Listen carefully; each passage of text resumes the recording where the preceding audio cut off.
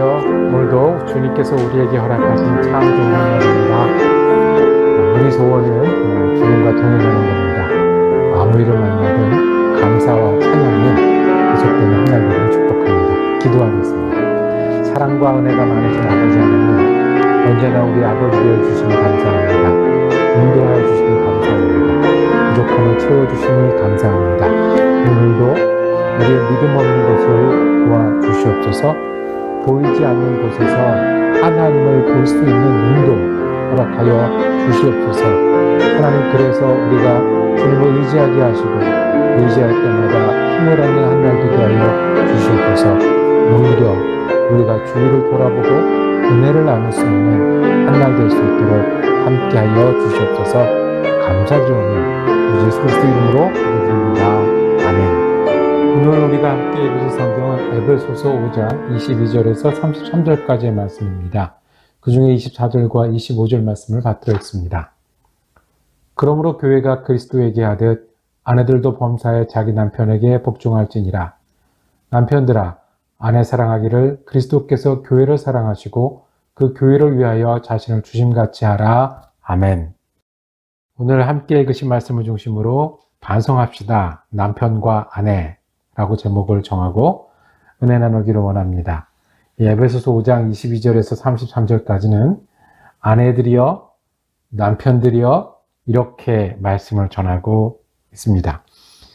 처음 대하시는 분들은 없으실 거예요. 내용은 24절, 25절이 요약하고 있습니다. 아내들이 범사에 남편에게 복종할지라 라고 이야기를 듣게 됩니다. 범사에, 모든 일에 남편들에게 복종하라고 합니다. 25절에 가면 이번엔 남편들에게 이야기합니다. 아내 사랑하기를, 예수님이 교회를 사랑하셔서 다 준 것처럼 사랑하라라고 말씀을 합니다. 제일 먼저 드는, 제일 먼저 다시 되새기는 하나님의 말씀은 우리가 반성해야 되겠다는 겁니다. 그걸 분석하고 구구절절 설명하기 이전에 일단 이 말씀을 함께 듣기에는 내가 너무 부족하고, 내가 정말 남편을 존중하고 존경하고 복종하지 못했던 마음과 행실, 또 예수님처럼 아내를 사랑했다고 하는데 우리 아내랑 같이 들으면 몸둘 바를 모를 정도로 부끄럽습니다. 먼저는 이 말씀은 대하면서 우리가 우리 모습을 비춰보고 그래서 반성하기를 원합니다. 너무 실망하거나 포기하거나 상대방을 향해서 손가락질하는 말씀이 아니라 이 말씀을 아내랑 남편이 같이 들으면 첫 번째는 반성이죠. 남편에게 복종하라고 했습니다. 이 복종하라는 단어를 우리가 쉽게 받을 수는 없어요. 특히 여자분들이 복종하라는 말씀이 거슬릴 겁니다. 복종은 상하관계를 내포하고 있지 않습니까? 그래서 복종은 누군가에게 시키는 대로, 원하는 대로, 그리고 높여서 순종하는 거를 이야기한다면, 이야기를 듣는 여자분들은 복종할 만해야 하지, 되어야 하지, 그런다고 뭐 달라지나 라는 생각이 드는 게 사실입니다. 그런데 우리나라도 한 100년 전쯤까지는 여자분들이 그 개인적 독립체로, 인격으로 인정받지 못했던 때가 있죠. 누구의 딸이거나 누구의 아내거나 누구의 어머니 이상이 되지 못했던 때인데, 지금 이 성경 말씀, 에베소서 성경 말씀은 2000년 전이에요. 그러니 그 당시에 듣는 분들은 이 복종이라는 단어가 어쩌면 우리처럼 거슬리지 않고 매일 듣거나 오래 생각했던 말씀일 수 있어요. 그런데도 이 특별한 말씀이 아니고 자주 듣는 말씀이고 당연하게 여겨지는 말씀인데도 에베소서에서 다시 강조합니다. 남편들에게 복종해라. 왜 그랬을까요?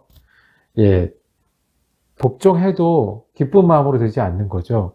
복종할 만한 사람이 아니라고 생각하고 억지로 해야 되고 할 수 없이 해야 되고 어쩌면 아무 생각 없이 당연히 하는데 그렇게 하는 게 아니라 그리스도에게 하듯 복종하라고 얘기합니다. 한 단어가 더 들어가서 완전히 달라집니다.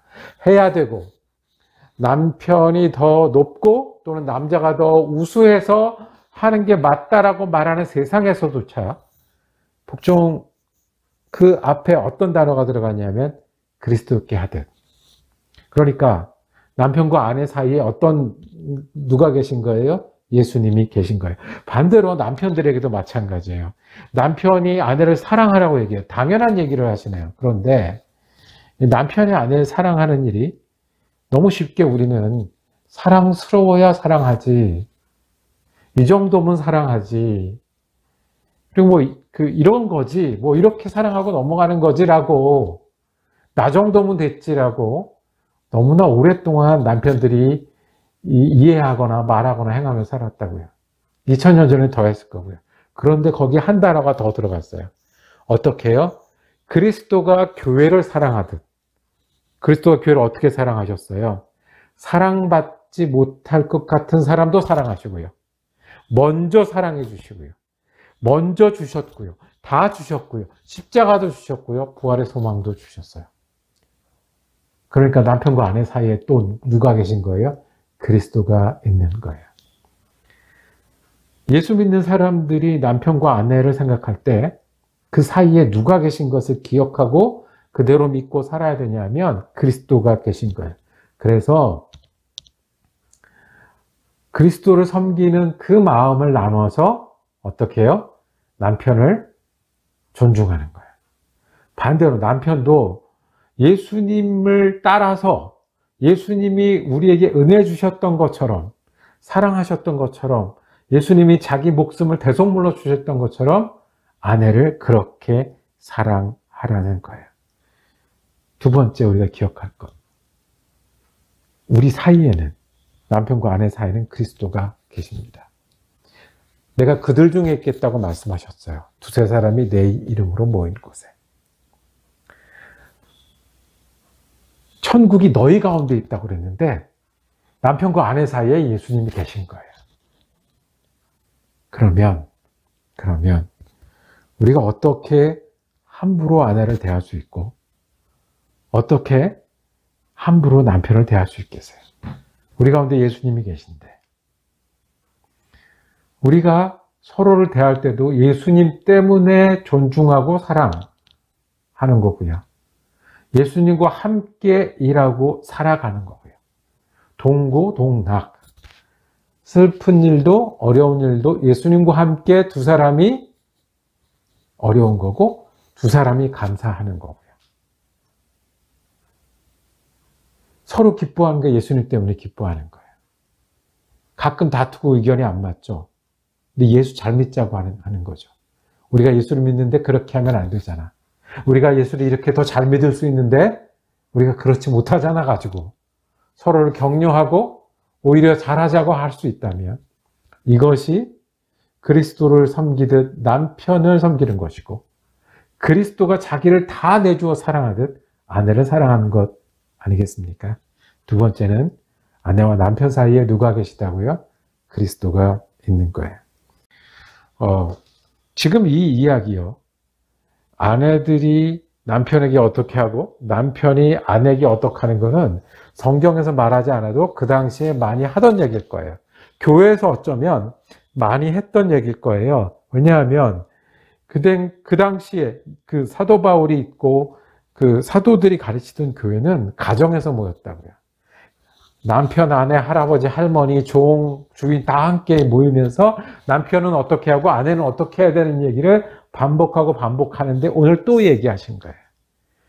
강조해서 그리스도에게 하듯 또는 그리스도처럼 사랑하라고. 이 말씀 볼 때마다 우리를 좀 반성하고요. 볼 때마다 우리 가운데 계신 예수님과 같이 남편과 아내가 살아간다는 것 기억하고 믿고 행하고요.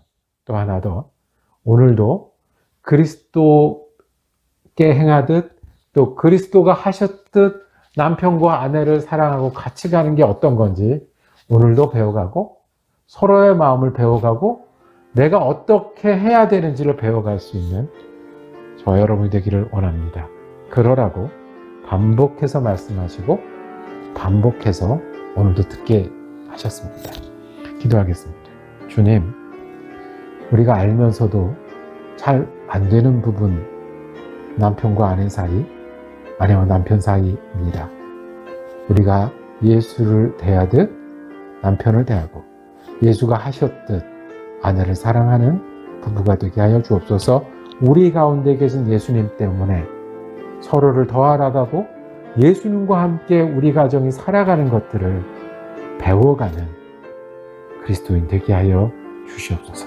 우리 예수 그리스도 이름으로 기도드립니다. 아멘. 말씀 묵상 함께 할 수 있어서 감사했습니다. 내일은 에베소서 6장 말씀 이어지겠습니다. 은혜로운 한 날 되시기를 축복합니다.